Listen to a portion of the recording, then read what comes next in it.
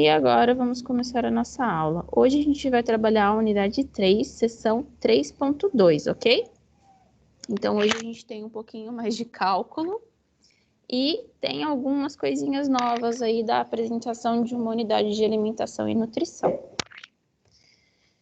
Hoje a gente vai falar sobre dimensionamento e tipos de equipamentos. A gente sabe que todo o planejamento de uma UAM vai ali influenciar o funcionamento dela. E aí nós temos que aprender a como trabalhar o espaçamento desses equipamentos, quais equipamentos eu vou utilizar, quantos equipamentos vão ser necessários. Por quê? Porque se a gente tem um bom dimensionamento desses equipamentos, a gente tem um melhor fluxo operacional. Então, a gente reduz ali a mão de obra, a gente reduz o tempo ocioso e tem uma melhor conservação desses equipamentos. Por quê?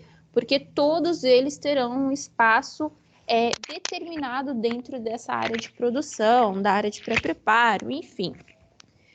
Então, o dimensionamento e tipo de equipamento, ele vai determinar o fluxo de trabalho. Como assim vai determinar o fluxo de trabalho, Carol? Eu não tenho ali, por exemplo, o estoque que eu tinha falado para vocês. A gente tem um fluxo de trabalho, sai do estoque e vai ali para a área de pré-preparo, vai para a área de preparo, vai para a distribuição. Se a gente tem um estoque frio, a gente não tem um fluxo de trabalho saindo ali aquela matéria-prima de dentro do refrigerador ou do congelador, então vai determinar um fluxo de trabalho. Esse fluxo de trabalho, ele tem que ser um fluxo racional.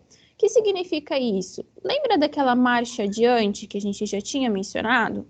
Então, o fluxo de trabalho racional é exatamente isso. A gente vai evitar os cruzamentos desnecessários e vai evitar a má circulação. De que maneira? Colocando uma boa disposição aonde a gente tem começo, meio e fim da linha de produção. Não tem aquele vai e volta promovendo uma contaminação cruzada ou aquele funcionário um esbarrando no outro. Dei o exemplo para vocês uma vez daquela mesa no meio do caminho, que aí eu fui tirar. Lembra que eu falei para vocês que tinha uma repartição da cozinha, aí tinha uma passagem entre uma cozinha e outra, né, de preparo. Só que no meio do caminho tinha uma mesa, onde a pessoa ficava sentada.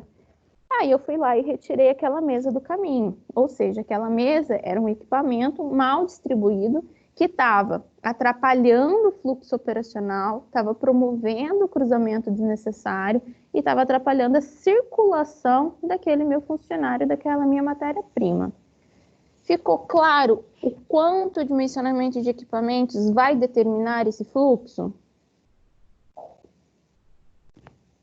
Vamos seguir.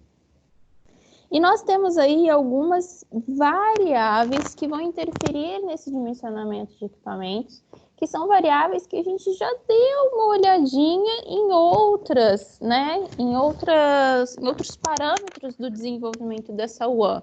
Carol, mas por que repete?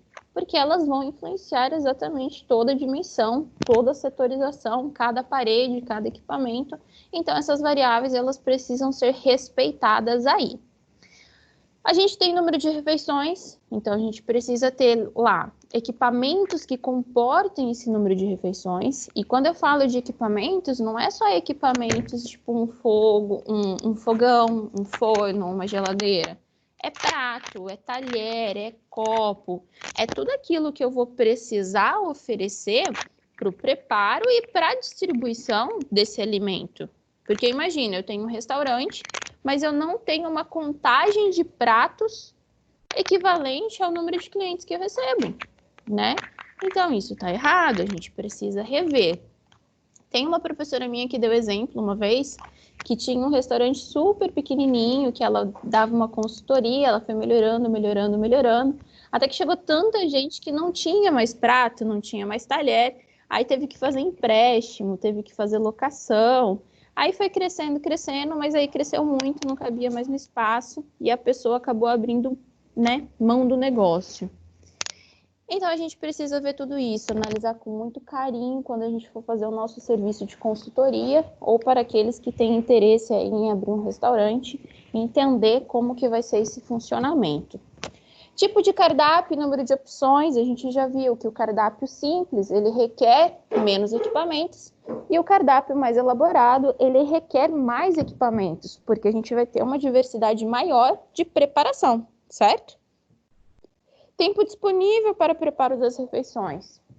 Se eu tenho lá um forno que vai preparar, sei lá, 30 quilos de frango, se eu colocar às 10 horas da manhã para servir às 11 horas da manhã, mas o meu público come 60 quilos, então eu vou ter que ou adquirir um outro equipamento ou programar aquele equipamento para que ele faça, por exemplo, 30 quilos até as 10 horas da manhã e depois mais 30 quilos até as 11 horas da manhã. Porque é o tempo disponível que eu tenho. Alguns restaurantes, vamos supor, que trabalha ali servindo uma grande quantidade de refeição, só que você precisa ligar ali, acender as caldeiras para que você tenha o preparo do arroz e feijão, por exemplo. Só que leva um tempo maior. Aí você tem 10 funcionários lá na sua UAM e os 10 funcionários, eles entram às 7 horas da manhã. Mas aquele arroz, aquele feijão ou qualquer outra coisa que vai nessa caldeira, por exemplo, não vai ficar pronto até às 10 horas, que é o horário que o restaurante abre. Então, aí a gente faz uma escala, onde um funcionário vai entrar mais cedo. Aí eu coloco um funcionário para entrar, por exemplo, às 6 horas da manhã. Aí esse funcionário entrando às 6 horas da manhã, ele vai ligar ali, vai acionar todas as caldeiras, para que os funcionários que cheguem às 7 horas da manhã comecem ali a trabalhar o restante daquela refeição, certo? Política de compras diária, quinzenal ou mensal, isso vai influenciar muito, por quê? Porque você tem uma demanda de armazenamento. Então, você precisa ver quantas prateleiras você vai ter, quantos pallets você vai ter, se o seu refrigerador ele vai dar para armazenar aqueles produtos, se o seu congelador não vai ficar abarrotado. Então, a política de compras influencia também. Eu estava conversando, tenho duas alunas à noite, que elas trabalham há muitos anos com o AN, né? Elas são técnicas e trabalham há muitos anos com o AN. E uma das alunas me falou o seguinte, que hoje em dia ela tem muito mais experiência na área do que eu, ela trabalha bastante tempo, certo? E uma das alunas me falou o seguinte, que hoje em dia os locais eles trabalham com... Peraí, gente, fugiu a palavra. Que hoje em dia os locais, né, as UANs, elas trabalham com a política de compras quinzenal e muitas vezes, quinzenal não, semanal e muitas vezes diária. Por quê? Porque oscila muito. Oscila a questão do valor, né? Tipo dólar, digamos assim, né? Ele vai variar de um dia para o outro. O alimento também tem isso. Aí tem a questão também de desperdício, às vezes de perda. Então, ela falou que hoje em dia se utiliza semanal e diário, quinzenal e mensal, está muito difícil ser utilizado, certo? Sistema e modalidade de distribuição. Por que vai influenciar o sistema e a modalidade de distribuição? Porque se eu tenho um sistema de distribuição centralizado, eu vou ter ali um espaço maior, vocês lembram? Se eu tenho um sistema de distribuição descentralizado, então eu tenho ali uma demanda diferenciada em relação à disposição desses equipamentos, ok? Dúvidas quanto a essas variáveis? É uma revisãozinha de tudo que a gente já fez. E aí a gente tem a classificação dos equipamentos. A gente pode ter dois tipos de equipamentos. Aqueles equipamentos básicos e aqueles equipamentos de apoio. Aqueles básicos são os que são necessários para a produção de refeição. Então, eu preciso deles se eu quiser fazer alguma refeição. O preparo da refeição exige equipamento básico. Então, ali, fogão, panela, descascador de legumes, processador de alimentos, batedeiras. E eu tenho aqueles equipamentos de apoio que vão facilitar o meu trabalho. Então, é o balcão de trabalho. Então, é onde eu vou apoiar, por exemplo, aquele processador de alimentos. Equipamentos sobre rodízios, armários, bancadas, são aqueles que vão auxiliar o preparo dessas refeições, certo? Então, eu tenho o equipamento básico e eu tenho o equipamento de apoio. E aí, a gente tem algumas classificações em relação a equipamentos. O livro traz aí 3 classificações para vocês. A primeira é a unidade modular, caracterizada por dimensões 1 metro por 1 metro. Equipamentos acoplam-se entre si e utilizados especialmente para espaços pequenos. Vocês conseguem observar fogão, pia, né? A gente tem a pia aqui, isso aqui pode até ser uma fritadeira. Aqui tem a pia, aqui tem o fogão e aqui... Não, perdão, gente, isso aqui que é fritadeira. Falei errado. Vamos começar de novo. Fogão, aí a gente tem a pia aqui com algumas cubas de apoio. Tenho mais um fogãozinho aqui pequenininho de chama, né? Tem uma grelha e tem uma fritadeira para o preparo dessas refeições. Então, vocês podem ver que eu tenho a torneira de apoio, eu tenho o fogão para cocção e tenho a fritadeira com uma grelha e tenho mais um apoio aqui. E aí, aonde que se usa essa unidade modular? Essa unidade modular, quando vocês vão lá em cozinha de shopping, vocês veem aqueles restaurantes, aquelas vans de shopping gigantescas? Ou vocês veem espaços menores?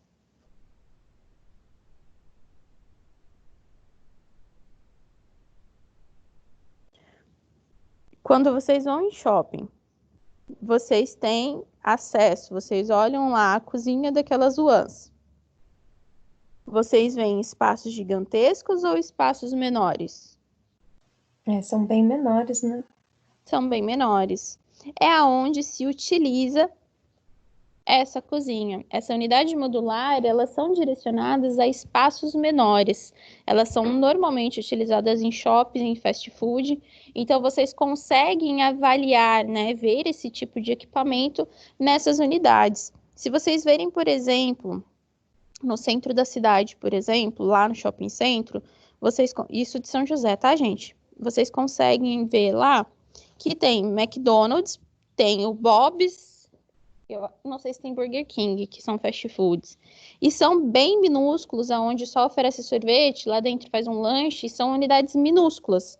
Então, vocês conseguem observar esse equipamento, essa unidade modular, nesse tipo de van. Carol, eu posso fazer visita? Pode. Pela lei, você é obrigatório, né? A unidade é obrigada a permitir a visitação.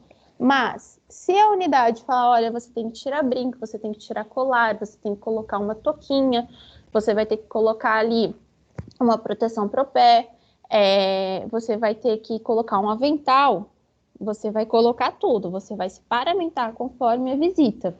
E aí você tem autorização para fazer a visita nesse espaço.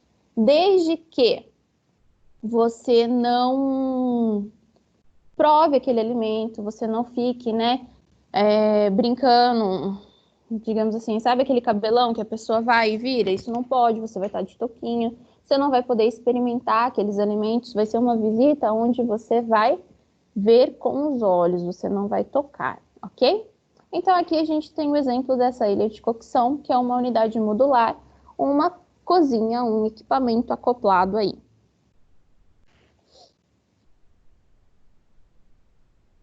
E aí a gente tem a unidade convencional, que são aqueles equipamentos tradicionais, e eles têm diversas dimensões, diversos formatos, e eles são utilizados naqueles espaços maiores. Por quê? Porque eu tenho espaço para distribuir esses equipamentos. Eu não tenho um espaço diminuto onde eu tenho que aproveitar. Então, eu posso fazer uso deles. De que maneira?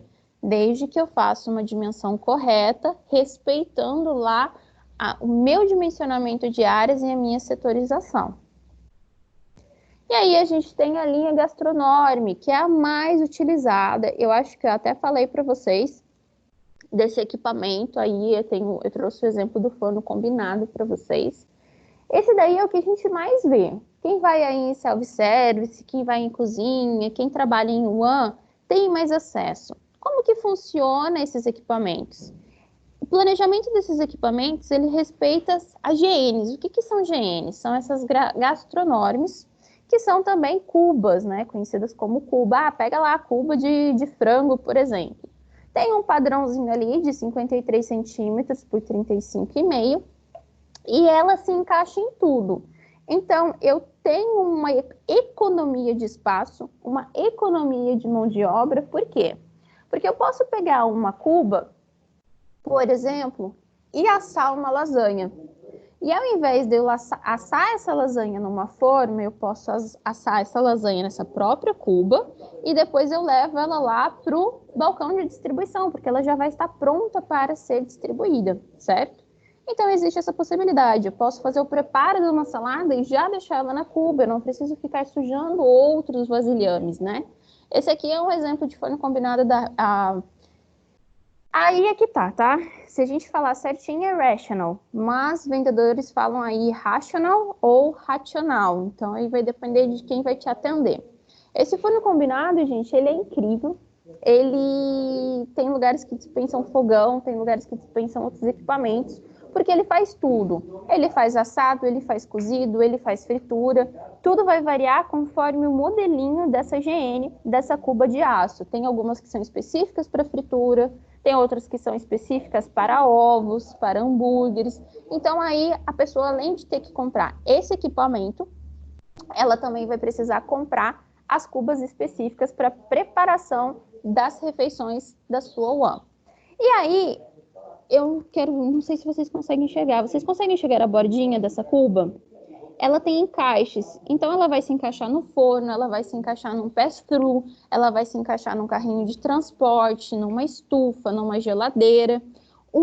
Né, quando você tampa essas cubas, a tampa de baixo, ela tem um encaixe dessa partezinha, a tampa de baixo não, a tampa que sobrepõe, né, essa cuba, ela encaixa com essa parte de baixo da próxima. Então, você tem um empilhamento ali para um armazenamento dentro da geladeira bem legal, ela é bem utilizada. Só um momento, gente. Pessoal, só um momento.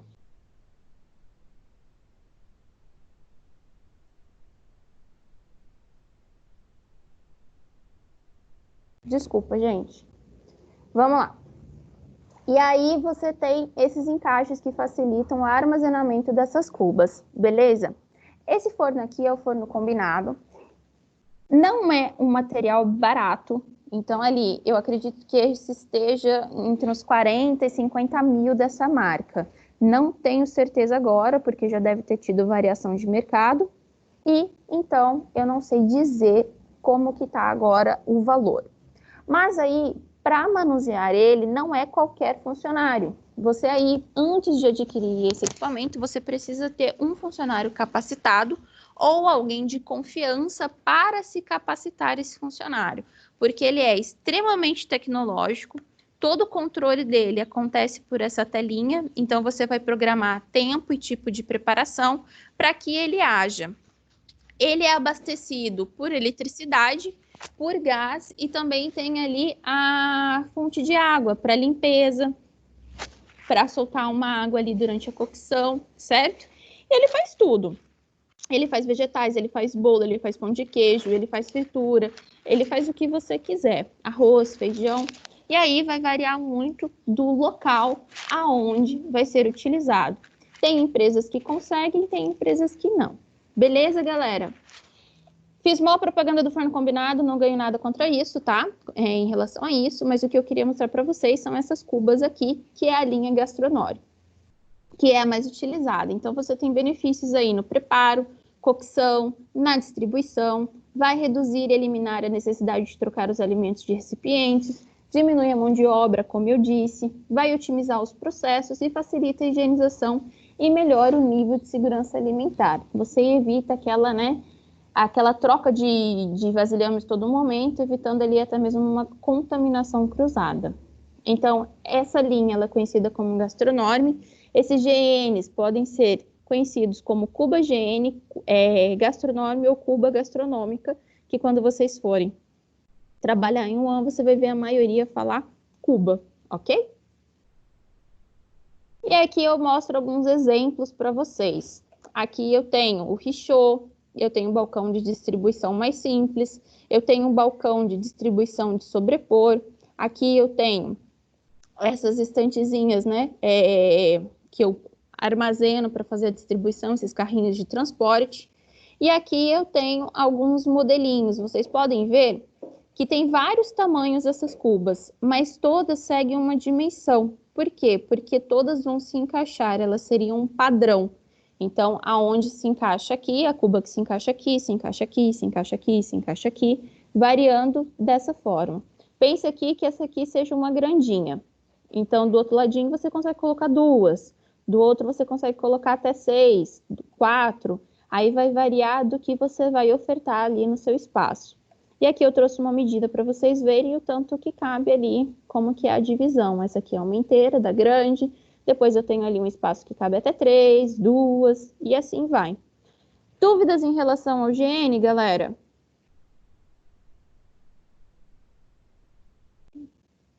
Então, vou continuar. Professora, bom dia. Diga, bom dia. Qual que é a sessão que tá, professora? A gente está na unidade 2, sessão 3.2. Sessão 3.2? Tá bom. Isso, tá bom?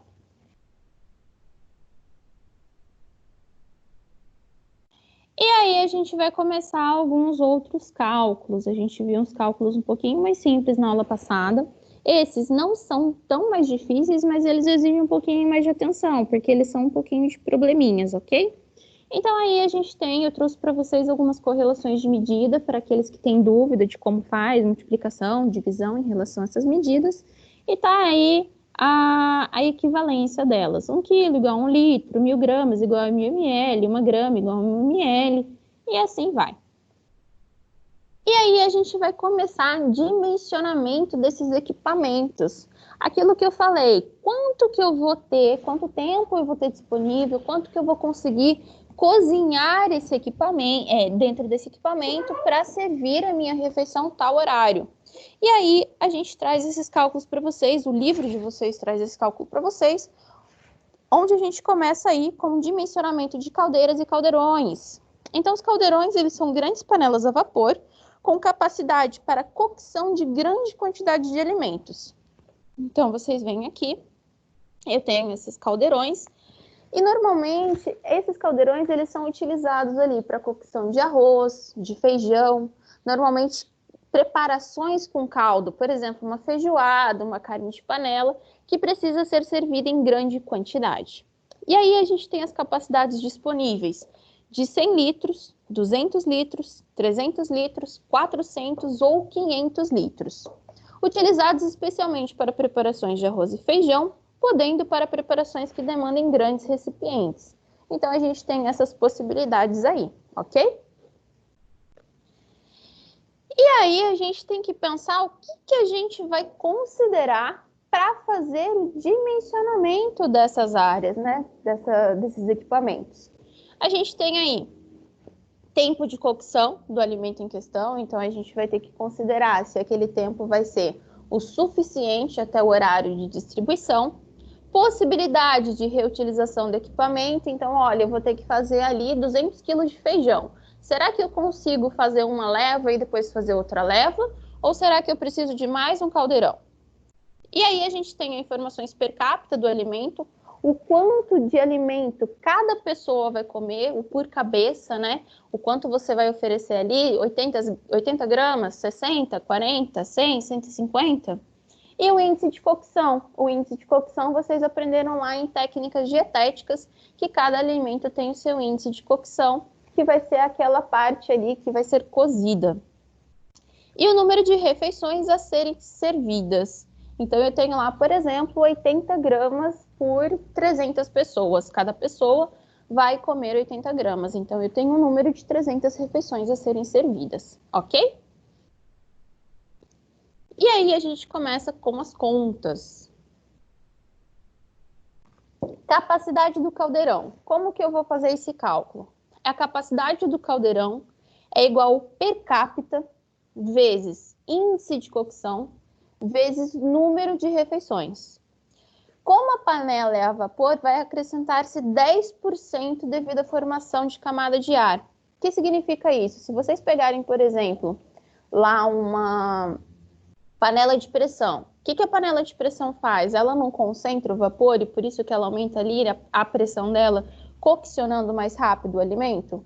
E quando vocês vão abrir uma panela de pressão, o que vocês precisam fazer? Primeiro, retirar aquele vapor para que não estoure aquela panela, para que não machuque, para que não queima. Então, esse vapor ele vai corresponder a 10%, que é ali aquela partezinha sobre aquela preparação. Então, quando a gente vai calcular a capacidade do caldeirão, é a capacidade do caldeirão igual per capita vezes índice de cocção vezes número de refeições. E aí eu vou chegar a uma capacidade do caldeirão. Aí eu vou chegar a essa capacidade do caldeirão, só que eu preciso acrescentar ali mais 10% do vapor. Então, capacidade do caldeirão é toda essa conta per capita vezes índice de cocção, vezes número de refeições, mais 10% da camada de ar, ok? Ficou claro isso?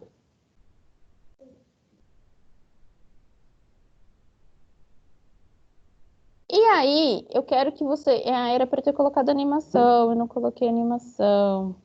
Eu quero que vocês tentem fazer esse cálculo e entender, ok? Já está resolvido aí para vocês.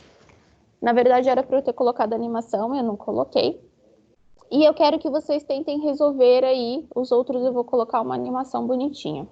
Qual deve ser a capacidade de um caldeirão para o preparo de arroz para servir 1.200 refeições, sendo o per capita de 80 gramas e o índice de cocção de 3? Então, aqui vocês têm essa fórmula, vocês vão preencher essa fórmula, né? Vocês vão colocar a correspondência dessa fórmula, certo? Capacidade do caldeirão igual a per capita vezes índice de cocção vezes número de refeições. O per capita desse problema, qual é o número? Vamos lá ler. Qual deve ser a capacidade de um caldeirão para o preparo de arroz para servir 1.200 refeições, sendo o per capita de 80 gramas e o índice de cocção de 3? Qual é o valor do meu per capita? Professora, o índice de cocção não é 5? Desse exercício eu fiz como 3. Ah, tá. Tá, exemplo. Aonde você está vendo 5? Não, é porque o arroz. Ah, tá. Não, então, o que acontece? Você tem tabelinhas aí em índice de cocção, certo? E você pode trabalhar com elas. Eu estou trabalhando aqui com o índice de cocção de 3, que é igual ao livro de vocês. Não entendi, professor. Peraí, não entendi isso. O índice de cocção do arroz não é 5? Não, eu desconheço 5. Eu conheço como 3, mas se você pegar... Deixa eu pegar aqui para você ver. Se você jogar não, aqui... verdade. Desculpa, professora, verdade. Não. Já Eu me entendeu? confundi aqui. Perdão, eu que me confundi. Não, mas eu posso mostrar aqui, não tem problema. Não, me confundi. Desculpa, professora. Não, relaxa, tudo bem então.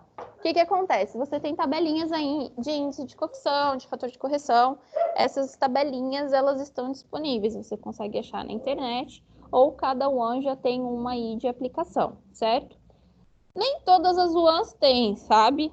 Tem ones aí que não tem nenhuma tabelinha e já vai por um padrão da prática ali de como que se faz essa oferta, sem ter esses cálculos, mas já sabe ali como trabalhar com os equipamentos, beleza?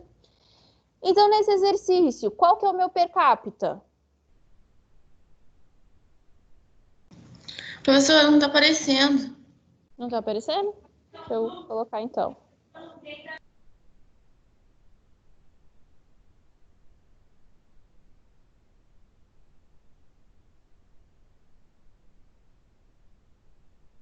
Foi? Foi. Então, nesse exercício, qual é o meu per capita? É o 3. Per capita. Vamos lá de novo.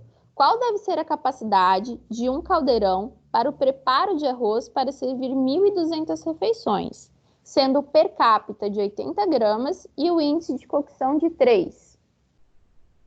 80. Olhei errado.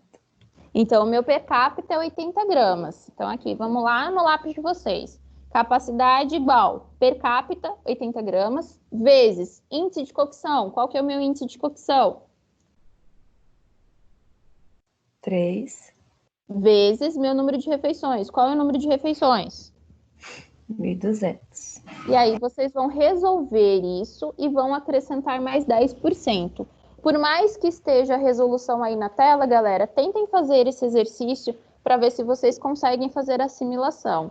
Então, resolvam essa primeira parte, capacidade igual per capita vezes índice de cocção, vezes número de refeições, mais os 10% de acordo com a camada de ar. Vocês têm aí 3 minutinhos para resolver.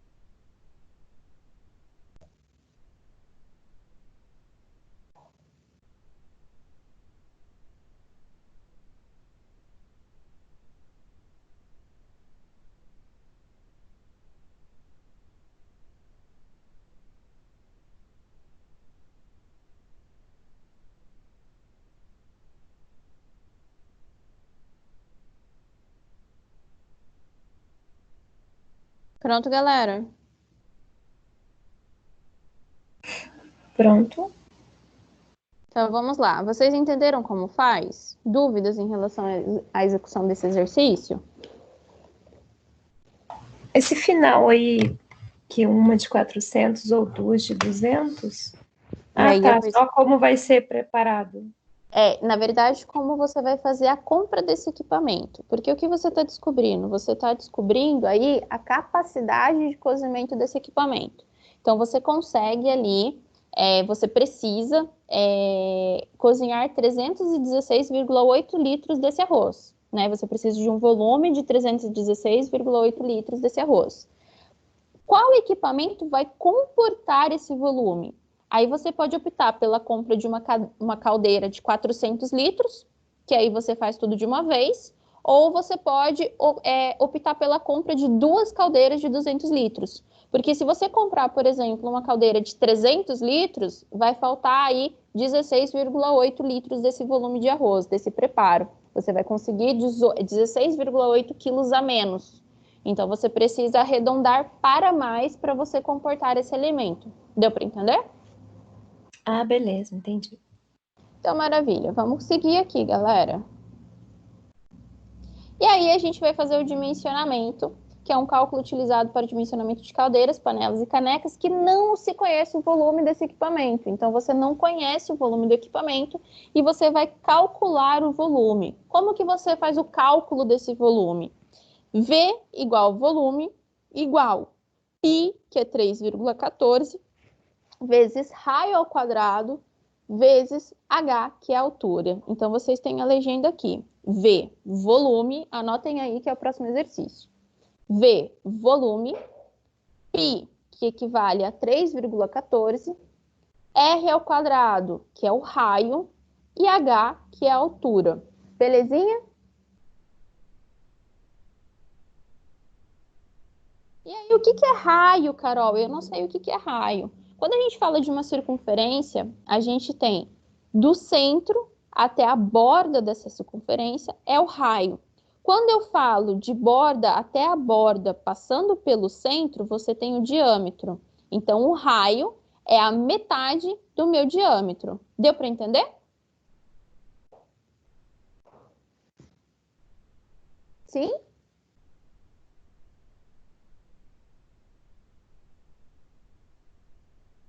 E vocês vão calcular esse exercício agora para ver se foi, se vai ou não e se tem alguma dúvida. Qual é a capacidade de uma caldeira que apresenta 1 metro de diâmetro e 0,63 metros de altura? Lembrando que o valor do π é 3,14 e que o raio é a metade do diâmetro. Qualquer coisa me questionem. Acho que 2 minutinhos aí dá?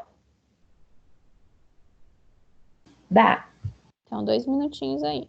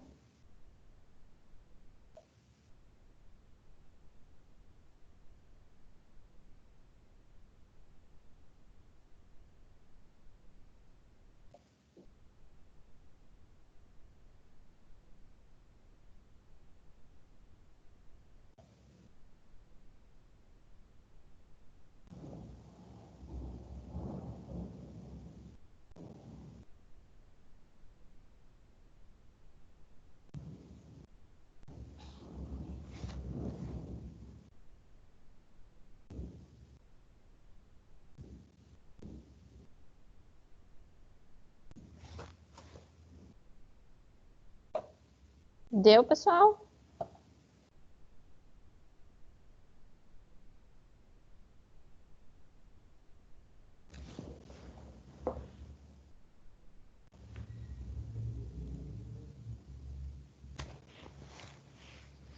Então, vamos continuar. E aí, você tem aí a substituição dessa fórmula.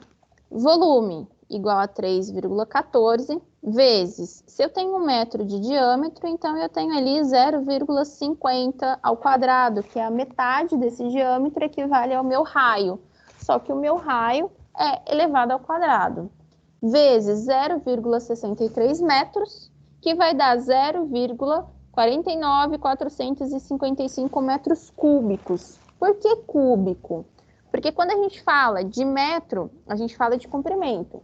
Quando a gente fala de metro ao quadrado, a gente fala de volume não, de área, e quando a gente fala de metro cúbico, a gente fala de volume. Então, tem ali a elevação ao cubo desse espaço, ok? E aí, a gente sabe que 1 metro quadrado corresponde a 1.000 litros. Então, aqui, se eu multiplicar 0,49455 vezes 1.000, eu vou ter 494,55 litros.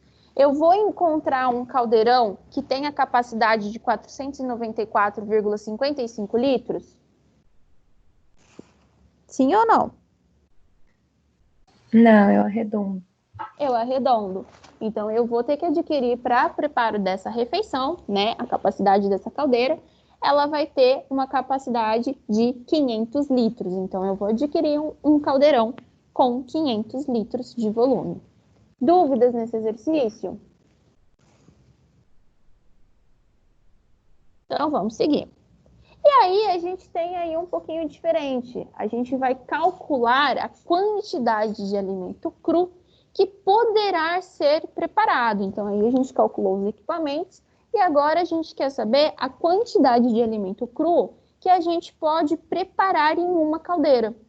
Isso daí acaba sendo mais útil para a gente em relação à sua preparação, para eu saber se aquele equipamento vai comportar aquilo que eu preciso preparar. E aí a gente tem volume da caldeira, então o exercício ele vai fazer ao contrário, você não vai descobrir o volume da caldeira, você vai descobrir a quantidade de alimento cru. E aí você tem o volume da caldeira menos 10% da câmara de ar, que é aquela camada de vapor, aquela camada de ar que fica dentro dessa caldeira, dividido pelo índice de cocção.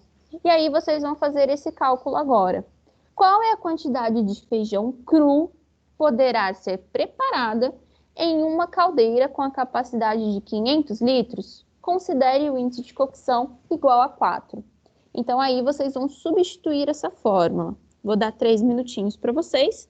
Se tiverem dúvida, vocês me questionam, certo?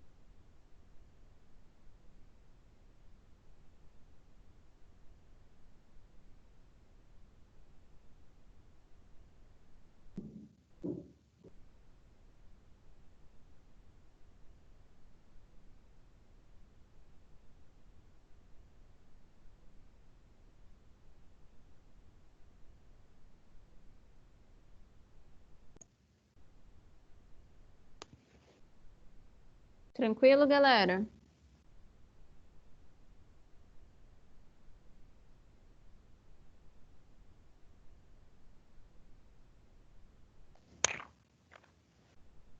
Podemos continuar? Podemos. Então, vamos lá. Deixa eu só arrumar o exercício aqui para vocês.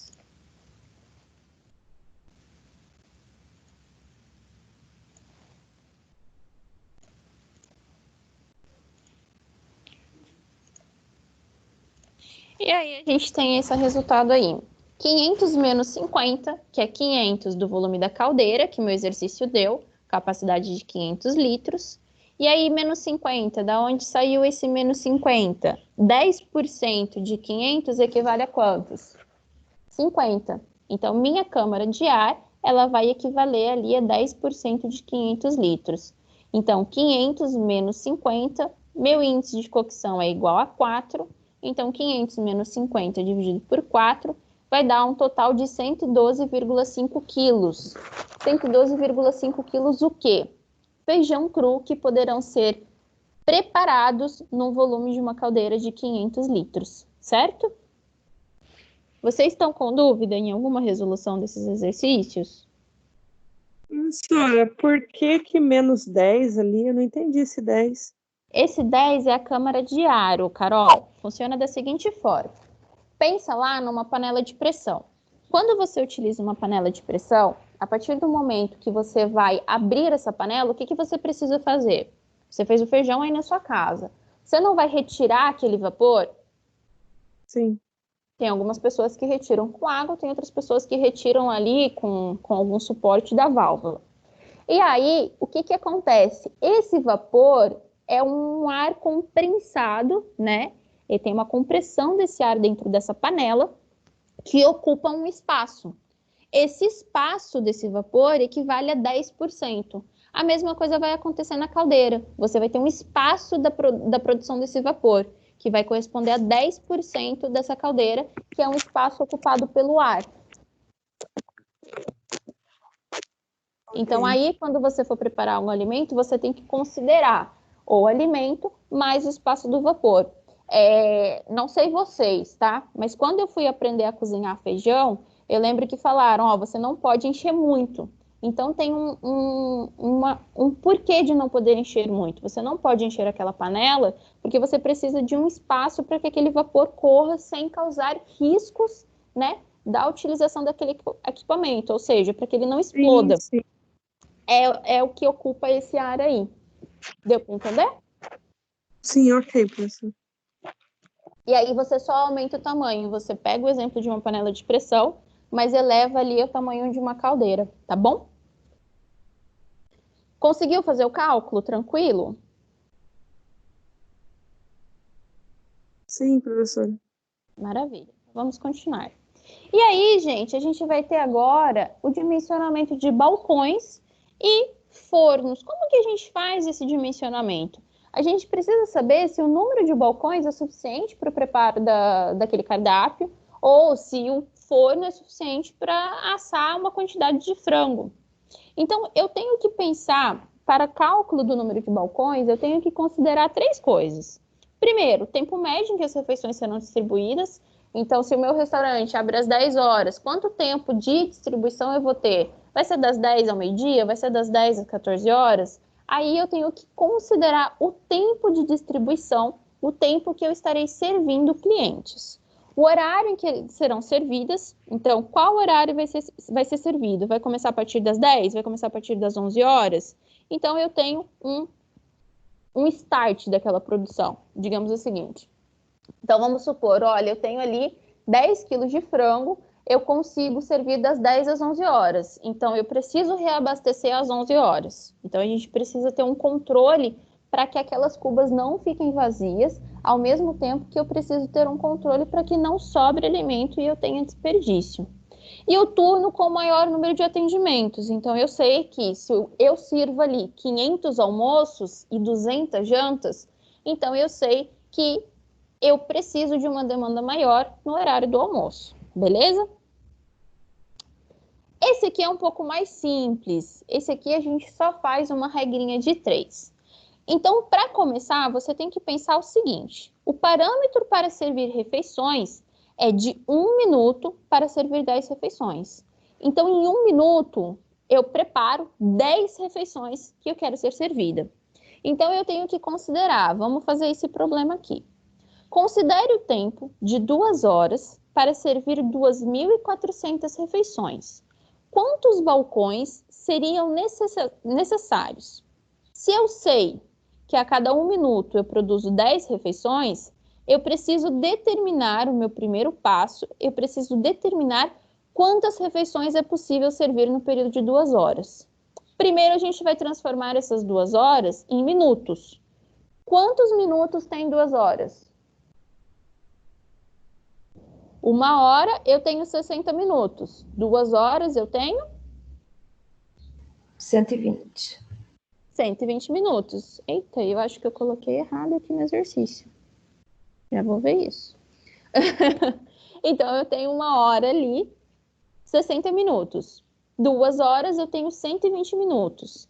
E aí eu preciso descobrir, se eu preparo 10 refeições em 1 minuto, quantas refeições eu vou preparar em 120 minutos? É uma regrinha de 3. Resolvam aí.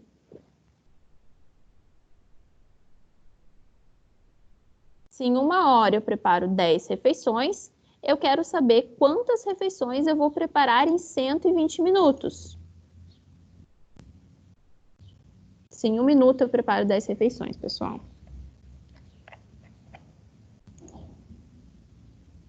Professora, esse parâmetro de 1 minuto para 10 refeições, é isso mesmo? É isso mesmo, é segundo um autor aqui. Eu acabei tirando ele, eu já vejo para você qual é o autor. Eu tirei ele para caber no slide. Já estou abrindo aqui.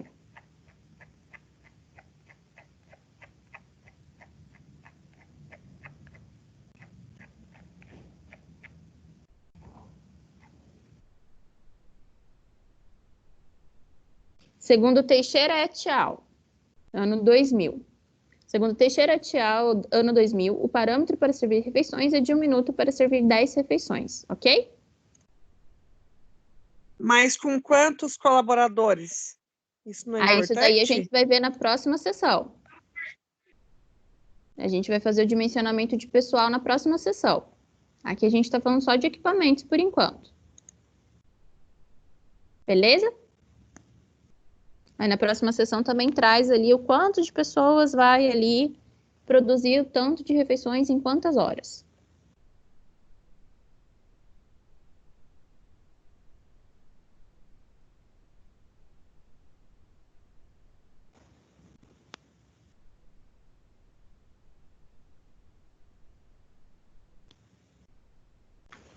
Terminaram? Sim. Qual o valor que deu aí? 1.200 refeições. 1.200 refeições. E agora a gente vai para a segunda etapa. Aí eu já revelo o exercício para vocês. Eu descobri quantas refeições eu vou produzir ali em 120 minutos, que são 2 horas. Então, eu vou produzir 1.200 refeições em 2 horas. Depois que eu descobri isso, eu preciso determinar quantos balcões vão ser necessários para atender as minhas 2.400. Não é esse o problema final? Considere o tempo de 2 horas para servir 2.400 refeições. Quantos balcões seriam necessários? Então, aí, a gente vai trabalhar a quantidade de balcão. De que forma?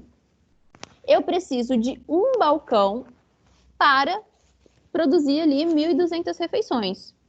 Quantos balcões eu vou precisar para produzir 2.400 refeições? E aí, vocês vão fazer outra regrinha de 3. Um balcão para 1.200, X balcões para 2.400. Quantos que dá isso?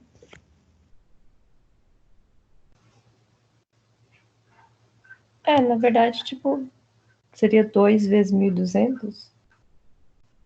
Nesse caso, tá, Cris? Ah, Mas tá. aí, Tem caso que não é tão óbvio. tem caso que não é tão óbvio, porque esse exemplo, ele só dobrou a refeição, né? Então, se um balcão produz 1.200 refeições, então para 2.400 eu preciso de 2 balcões. Mas não são todos, é porque nesse exercício ele apenas dobrou a refeição, ok? Aí Tá, se vocês não têm a fosse, resolução aí. Aí você faz a regrinha de 3. Você coloca quantos balcões são necessários para quantas refeições e quantos você vai precisar. Vamos supor que aqui fosse para fazer 3.000 refeições. Aí você fazia a regrinha de 3. Um balcão para 1.200, X balcões para 3.000 refeições. tá, que eu não tava achando da onde que tá falando que um balcão é para 1.200. Aqui Tipo, o é uma exercício, regra? ele Ah, dá tá, a o subentender. exercício. Ele dá a Tá. subentender, ele não fica tão claro mesmo. É na resolução que você entende isso, que se você tem ali um balcão, ele produz ali 1.200 refeições, que é o que você encontrou ali para 1 hora, para as 2 horas. Certo? Beleza. Porque aqui, ó, você produziu 1.200 refeições. Então, um balcão para 1.200, e aí você vai descobrir quantos balcões. Carol, é utilizado? Desconheço nutricionista que na prática utilize esses cálculos, tá bom? Normalmente a gente entra em uma one funcionando, já sabendo como que vai ser a prática, já sabendo como que é a conduta do local, e quando a gente entra, a gente vai aprendendo ali com a vivência. Então, assim, esses cálculos eu desconheço alguém que use. Talvez exista, mas na prática mesmo não existe muito. Isso daí seriam mais provas, beleza? Vamos continuar? Então vamos lá. Para dimensionar os outros equipamentos, como fogão, descascador de legumes, fritadeira, cubos de inox, entre outros necessários da UAN, deve-se considerar a capacidade produtiva do equipamento e o tempo necessário para o preparo. Então, você vai considerar a capacidade produtiva, o quanto que ele produz e o tempo que ele vai ser necessário para fazer esse preparo. E aí também a regrinha de 3. Vamos fazer esse probleminha. O tempo médio para que um descascador descasque 6 kg de batata é de aproximadamente 2 minutos. Esse dado pode mudar de acordo com as informações do equipamento. Se um restaurante precisar descascar 150 kg de batatas em 40 minutos, quantos descascadores ele deve ter? E aí a gente vai trabalhar a regrinha de 3 da seguinte forma. Eu tenho ali 6 kg de batatas. Quantos minutos eu descasco 6 kg de batata? Lendo no exercício. 2 minutos. 2 minutos. E eu quero descobrir o quê? Quanto tempo eu levo para descascar? Não entendi. Aí Para você quer descascar. descobrir quantos, descascadores você precisa para descascar em 150 kg de batatas. No entanto, Tá. você tem ali 2 minutos que você descasca 6 quilos. Então, você tem que pensar primeiro quantos quilos de batata você vai conseguir descascar em 40 minutos. Então, 6 quilos de batatas eu descasco em 2 minutos. Quantos quilos de batatas eu vou descascar em 40 minutos? Aí você faz uma regrinha de 3. Pelo tempo. Beleza? Façam essa regrinha de 3, cheguem ao resultado e a gente continua o exercício.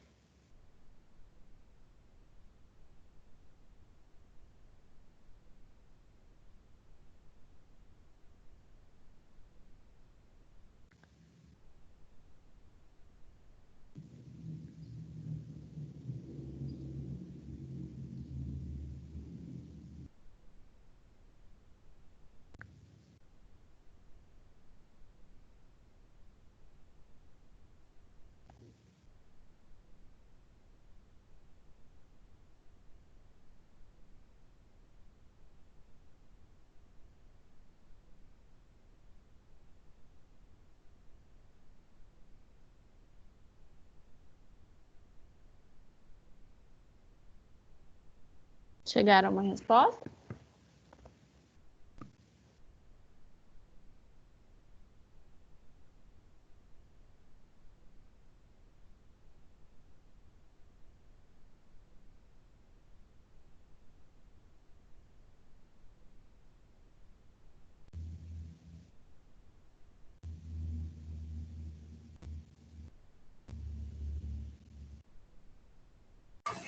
Carol, Eu.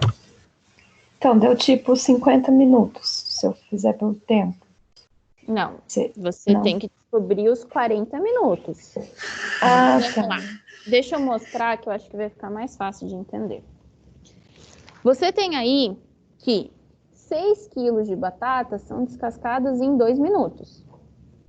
Para você descobrir o quanto você vai precisar, porque aqui, o exercício, ele não está perguntando das batatas, ele está perguntando do descascador, certo? Então, 6 quilos de batatas, você vai descascar em 2 minutos. Quantos minutos você vai descascar X quilos de batatas? Então, 6 quilos para 2 minutos. E você tem aqui que você tem 40 minutos para fazer o preparo dessa batata, para descascar.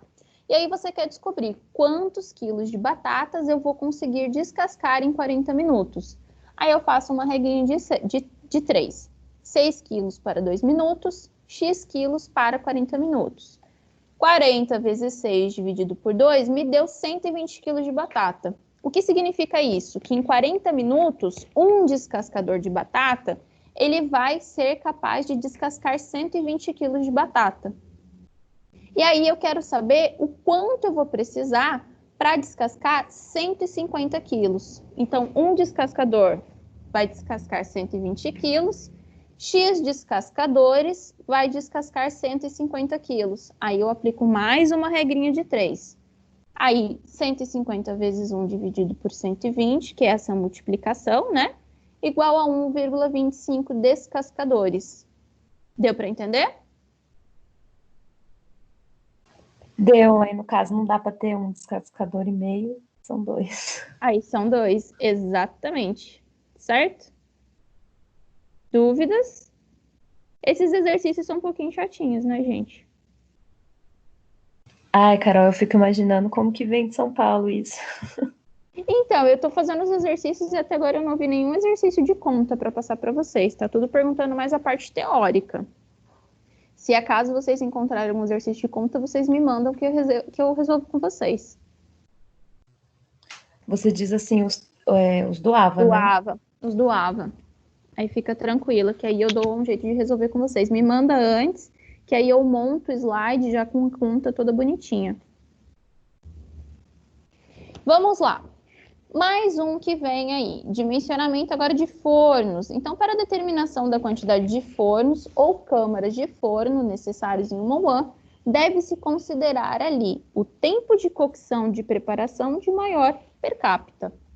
Então, a gente vai fazer outro exercício. Eu acho mais fácil do que ficar explicando a conta, fazer o exemplo para vocês fixarem, tá? Por isso que eu nem estou aprofundando muito ali na parte teórica do exercício. Então, a gente vai fazer também regrinha de 3. Se uma câmara de forno prepara 14,5 quilos de frango assado em 25 minutos, quantas câmaras de forno seriam necessárias para assar 300 quilos em 3 horas? Esse aqui eu já vou passar o exercício de uma vez, que ele é mais chatinho. Então, você tem ali, uma câmara de forno vai preparar 14,5 quilos de frango assado em 25 minutos, certo? Então, aí, eu preciso descobrir quantas vão ser necessárias para assar os meus 300 quilos. Então, eu tenho aqui uma câmara, vai preparar 14,5 quilos de frango assado em 25 minutos. Eu quero descobrir quantas eu vou precisar para preparar ali em 300 quilos, né? Quantas câmaras eu vou precisar para preparar em 300 quilos? Aí eu tenho que saber a capacidade, galera. Ele está pedindo 3 horas, certo? Não, 300 quilos? 300 quilos. Ah, tá. 300 quilos. Aí, mas esquece o 300 quilos por enquanto. Os 300 quilos é a segunda parte do exercício. Primeiro, eu preciso saber o quê? Ele quer saber quantas câmaras. Só que eu tenho dado de uma informação. Eu tenho dado de que uma câmara prepara 14,5 quilos em 25 minutos. E aí eu vou querer saber o quê? Quantos quilos uma câmara prepara em 3 horas? 3 horas equivale a quantos minutos? 180. 180. Então, 14,5 para 25 minutos e X para 180 minutos.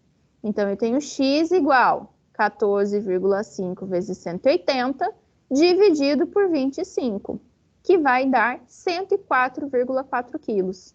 Então, eu sei que uma câmara, em 3 horas, prepara 104,4 quilos.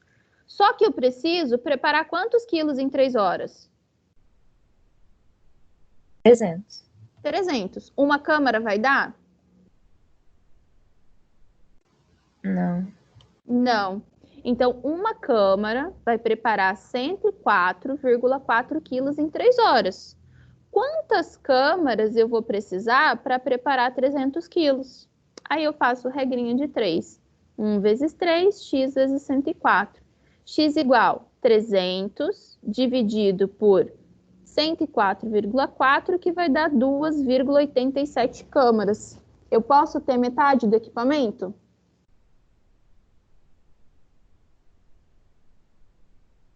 Eu posso ter Não. metade do equipamento? Não. E aí eu vou arredondar para mais. Então, eu vou precisar de 3 câmaras de forno para preparar 300 quilos de frango assado. Deu para entender?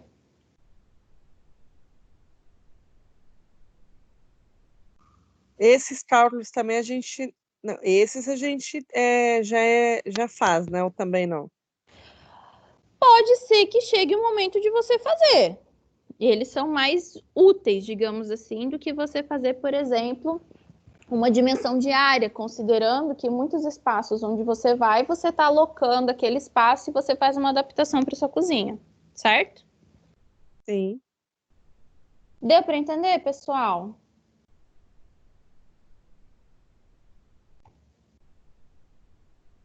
Então, vamos continuar. Ah, acabou as contas. Então, vamos terminar a parte teórica. Eu vou passar os exercícios com você bem rapidinho para ver se vai dar tempo. A compra de equipamento exige a descrição completa do mesmo. Então, toda vez que vocês forem comprar o equipamento, vocês precisam conhecer a informação técnica dele. É abastecido de eletricidade, é abastecido de gás, tem entrada de água? Por que que isso influencia? Qual parede você vai pôr? Você vai pôr um forno numa parede que não tem o encanamento de gás? Você vai pôr uma pia ali de acionamento automático para lavagem de mãos em uma parede que não tem a rede de esgoto, que não tem o encanamento de água? Então, você precisa entender tudo desse equipamento antes de fazer a aquisição. Nome do equipamento, capacidade nominal, então o volume daquele equipamento, o material de fabricação, é inox, é plástico, é metal, é cobre, é ouro, você precisa saber. Fonte de alimentação, para ver se aquele equipamento é compatível com a eletricidade do seu espaço, vamos supor, 110 e 120. Por isso que é bom adquirir equipamentos ambivalentes, então você tem lá o funcionamento dele tanto na 110 quanto na 120, e os acessórios que serão utilizados. Por exemplo, o forno combinado, além de caro, cada cubo ali deve variar entre 80 e 100 reais. Você vai precisar de 100 cubas, aí é um dinheiro mais gasto. Você vai precisar de 10 cubas, então 10 cubas você sabe que já vai dar ali em torno de R$1.000. Você vai precisar de dinheiro para adquirir também esses acessórios. Sendo assim, antes de adquirir qualquer equipamento, façam a cotação entre fornecedores, para que vocês tenham aí uma avaliação de custo e benefício. E a gente fala de manutenção, a gente tem 2 tipos, a manutenção preventiva e a manutenção corretiva. A preventiva é antes do rompimento daquele equipamento, antes do danificar, né? Antes dele te deixar na mão. E ele é a fim de evitar que o equipamento tenha defeitos maiores. Eu vou deixar de funcionar. Eu tenho lá que fazer uma distribuição de comida e o meu balcão de distribuição térmico, né, o quente, ele quebra a resistência, ele queima a resistência, eu passo a oferecer ali uma comida fria. E aí? Eu vou perder cliente, eu não vou estar fazendo o serviço direito, não é benéfico. Então, a manutenção preventiva, ela é muito bem colocada. No entanto, ainda há aquela visão, para que eu vou consertar se está funcionando? A preventiva, ela acaba economizando, evitando falhas, evitando erros ali, evitando danos maiores àquele equipamento. Enquanto a corretiva, ela só é realizada no momento que aquele equipamento quebra. Vamos pensar num carro, galera. Quando o carro tá com barulhinho, você fala assim: ah, não, é só um barulhinho, eu não vou ver agora, eu vou deixar mais para frente. Ah, eu vou ver mais para frente, eu vou ver mais para frente. Aí aquele negócio que era R$ 100, você vai lá para frente e vira o quê? 1.000, 1.200, porque uma peça foi danificando outra, é um sistema, não é verdade? Funciona da mesma coisa o equipamento, você vai levando, levando, levando, até que chega um momento que ele para de funcionar e talvez aquele defeito seja um defeito irreversível. E aí você gasta um pouco mais ou muito mais, até mesmo numa nova aquisição de um equipamento novo para substituir, que você gaste mais dinheiro ali do seu caixa. Então, todos os equipamentos, eles devem ter uma ficha de controle para que sejam anotados aí manutenção, peça trocada. Por quê? Para você saber o tempo de vida útil que aquele equipamento vai ter. Olha, eu sei que essa peça vai ali durar 6 meses com uma manutenção preventiva. Então, daqui 6 meses eu tenho que fazer uma manutenção preventiva, mas eu deixo anotado e registrado para saber quando eu fiz essa manutenção. Certo? Dúvidas, pessoal?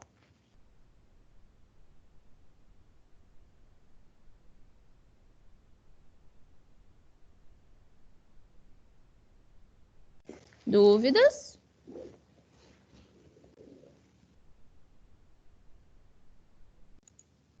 Não? Tá tranquilo, Carol. Então, maravilha. Acaba sendo um pouco mais rápido, gente, porque eu quero ver se eu passo todo o conteúdo para vocês. Porque o nosso tempo é curtinho. Agora eu vou fazer os exercícios do AVA com vocês. Vocês preferem que eu comece pela sessão 3.2 ou 3.1?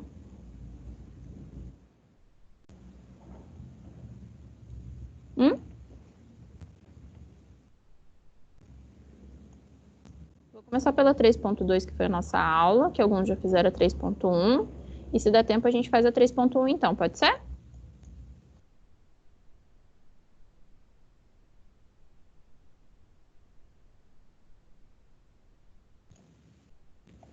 Lembrando que esses exercícios eu não vou postar, tá? Eles vão ficar só no vídeo, o que eu vou postar são só as aulas.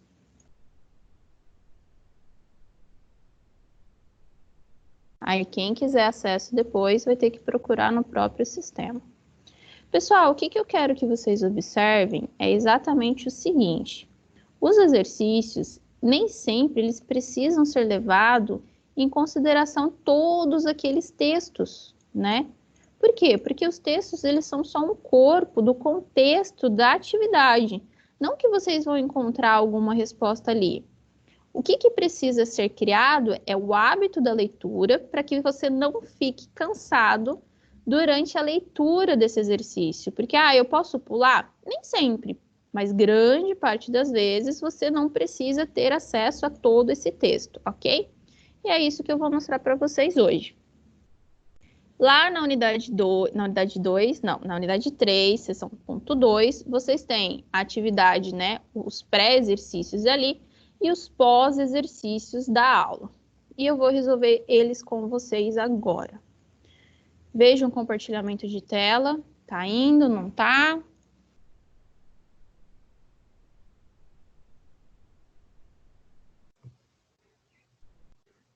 Foi? Ainda não.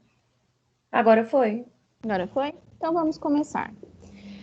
Algumas características são importantes na aquisição de equipamentos, especialmente o que se refere a especificações técnicas que auxiliará certamente na escolha do equipamento. Além disso, informações sobre a manutenção necessária, preços de peça, assistência do fornecedor são extremamente importantes, bem como o cuidado diário com o equipamento. Só um textinho ali que está passando alguma informação em relação à questão. A questão vai falar sobre equipamentos, mas não te deu nenhuma resposta. Considerando o contexto apresentado, complete as lacunas. Qual que é o contexto apresentado? Equipamentos. E aí a gente começa ali o trechinho. Todo equipamento deve ter uma ficha D, onde serão anotadas todas as manutenções e peças que foram trocadas e suas respectivas datas. Essa ficha, em longo prazo, poderá servir como ferramenta para previsão de vida das peças e necessidade de trocas. Fornecerá também informações para o cálculo D, uma despesa não desembolsada que traduz a perda do valor de um ativo devido ao desgaste. Então, gente, vamos pensar no seguinte. Primeira coisa que vocês precisam ver é o encaixe da palavra anterior com a próxima palavra. Muitas vezes as palavras elas nem se encaixam no sentido de feminino ou masculino. Então já pode ser eliminado por aí. Só que aqui, como a gente tem um tempo curto, eu vou direto nas respostas. Então todo equipamento deve ter o quê? Uma ficha de controle. Por quê? Com a ficha de controle eu sei quando foi feita uma manutenção, quando foi trocada alguma peça, e assim eu vou conseguir ter uma previsão de vida útil, ou seja, previsão de vida daquele equipamento, onde aquele equipamento funcionará, para então fornecer informações para o cálculo de depreciação, aonde eu tenho ali um tempo de uso. É que nem o carro, conforme o carro ele vai sendo utilizado, ele não perde valor de mercado, ele vai se desgastando. O equipamento funciona da mesma forma. Deu para entender? Então, perfeito. Controle, útil, depreciação. E aí a gente vai para a próxima questão. O planejamento de uma unidade de alimentação e nutrição deverá levar em consideração a escolha de seus equipamentos. Uma boa análise do que será produzido auxiliará na determinação da aquisição destes, o que terá grande impacto na produtividade da unidade, pois sabe-se que os equipamentos e utensílios colaboram para uma maior produção em menor tempo. Apresentou o contexto, mas não me deu nenhuma resposta. De acordo com o conteúdo de escolha, e aqui vem a pergunta, ou seja, esse trechinho aqui em cima não me influenciou em nada. De acordo com o contexto de escolha e aquisição de equipamentos nas UANs, julgue as afirmativas a seguir em verdadeiro ou falso. Então, a gente tem aqui a alternativa verdadeiro, verdadeiro, falso. A boa escolha de equipamentos na unidade de alimentação e nutrição diz respeito também à política de compra, sua periodicidade. Lembra que eu falei que, por exemplo, se a gente for comprar um refrigerador, a gente tem que pensar no estoque semanal, no estoque diário, no mensal, no quinzenal, para ver se eu tenho espaço, né, para adquirir esses produtos. Se eu tiver um refrigerador que dá um estoque diário, então eu não vou poder comprar um estoque mensal. No momento da aquisição de equipamentos na UAN, deve-se realizar a escolha por equipamentos que produzem pouco ou nenhum ruído. Isso é muito importante, porque lá atrás a gente viu a questão dos decibéis. Então, sempre quando a gente for optar por um equipamento, é importante que a gente pense ali no ruído que vai afetar o nosso funcionário, para que não machuque, né, para que não tenha danos à sua capacidade auditiva. Os equipamentos de apoio são aqueles considerados básicos em uma cozinha, como fogão, panelas e descascador de legumes. Não! Esses equipamentos eles são os básicos, porque eles vão preparar a refeição. Apoio são, por exemplo, bancadas, armários, aqueles que dão suporte ao preparo dessa refeição. Dúvida? Vamos para a próxima, então. Uma adequada seleção, dimensionamento e aquisição de equipamentos na unidade de alimentação e nutrição tem, dentre outros objetivos, garantir redução de custos, aumento no quantitativo de produção, menor desperdício de matéria-prima e, claro, a facilidade durante a produção. De acordo com as características do tipo e classificação de equipamentos na UAN, avalie as afirmativas a seguir. Ou seja, mais uma vez, um texto de contexto, onde não traz nada em resposta à questão. E aí a gente tem, unidade modular geralmente utiliza equipamentos que se acoplam, perfeito, compondo geralmente unidades maiores. E aí está errado, porque esses equipamentos, eles são unidades menores. 2. Uma unidade convencional tem como característica ter equipamentos menores, compondo geralmente unidades pequenas. Não, convencional, equipamentos maiores, geralmente unidades maiores. 3. Linha gastronômica muito utilizada, os equipamentos acomodam desde a estocagem à produção, cubas de aço inox de tamanho padronizado. Perfeito, que são GNs, aonde se encaixa ali no balcão térmico, no pass-through, no balcão refrigerado, ali no meu refrigerador, eles são de fácil manuseio. E 4, a unidade modular é muito utilizada em cozinhas de fast food, restaurantes localizados em shoppings por sua característica de menor porte. Correto. Então, a alternativa correta são as afirmativas 3 e 4. Dúvidas? Vamos para a próxima. Ao se considerar a escolha e compra de equipamentos da unidade de alimentação e nutrição, alguns aspectos relacionados à especificidade técnica dos mesmos devem ser pensados, visto que serão essas características que, ao serem escolhidas de forma consciente e voltada ao objetivo da unidade, que resultará em eficiência, redução de custos e maior produtividade. De acordo com o conteúdo de aquisição de equipamentos, julgue as afirmativas a seguirem verdadeiras ou falsas. Então, a gente tem aí verdadeiro, falso e falso. Ao analisar os materiais dos equipamentos para os UANs, recomenda-se que sejam de aço inoxidável, perfeito, especialmente bancadas, prateleiras, pias, entre outros. Aço inoxidável porque vai ter um tempo de vida útil maior, vai facilitar a higienização daquele equipamento e toda a questão de manuseio, ok? Segunda opção, um aspecto pouco relevante é em relação ao peso do equipamento e sua mobilidade, visto que os setores são fixos, sem necessidade de mudar de local ou retirá-los. Mentira, os setores eles podem oferecer, eles podem sofrer alteração de espaço, né, de distribuição ali, porque vai que eu adquiri um novo equipamento, vai que aquele equipamento teve um dano e eu preciso retirar para que ele seja consertado, para que ele passe ali por uma manutenção. Então, eles não podem ser fixos, eles precisam sim ter uma mobilidade. Falso. E o último, a capacidade, volume, prazo de entrega, manuseio e higienização são as características mais importantes que a manutenção do fornecedor. Não, a gente precisa também da manutenção do fornecedor, que é muito importante para a gente ver se aquele equipamento ele é útil ou não. Se ele não tiver nenhuma manutenção, se ele não tiver uma garantia, se ele não tiver chances de ser consertado, é um equipamento que vai me trazer prejuízos e dor de cabeça no futuro. Então, a alternativa correta é verdadeiro, falso e falso. Dúvidas quanto a essas afirmativas? Mais uma. Na UAN, todos os equipamentos devem estar direcionados de forma a estarem posicionados para garantir um fluxo eficaz e correto, pois o mau uso e falta dos equipamentos corretos pode ocasionar erros entre o número de cardápios, localização e pode ocorrer aumento de custos. Mais um texto de contexto. De acordo com as características do dimensionamento de equipamentos, avalie as afirmativas a seguir. Então, a gente tem que a 1 e a 3 estão corretas. Por quê? Ao realizar o dimensionamento de equipamentos como fogões e geladeiras, informações como a capacidade do equipamento são importantes. Você não quer saber qual é o volume de um micro-ondas, qual é o volume de um forno, qual é o volume da geladeira. Ah, a geladeira comporta 450 litros. Ah, a geladeira comporta 200 litros. Isso não é importante? Sim, porque você precisa saber a capacidade de armazenamento dela, a capacidade de preparo desse fogão, desse micro-ondas. 2. No caso de fornos, utiliza-se uma regra simples. Para o UANs de pequeno e médio porte, padroniza-se 3 fornos. Para unidades maiores de 5 a 10. Mentira! A gente viu que tem um cálculo específico para saber quantos fornos serão utilizados. 3.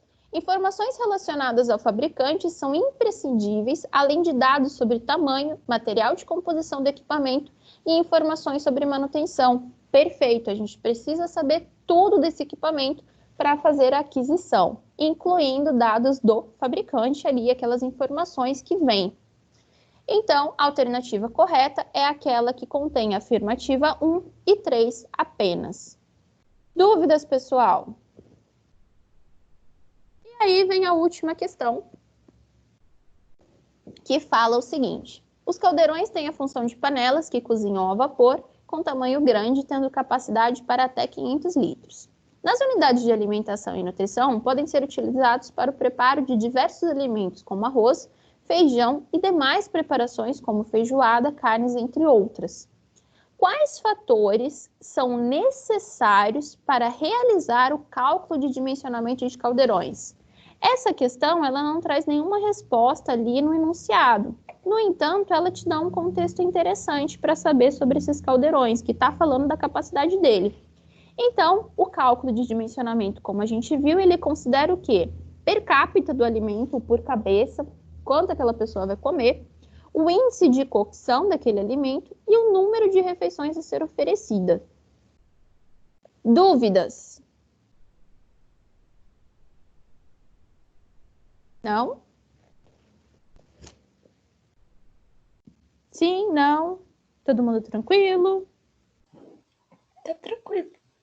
Tá tranquilo?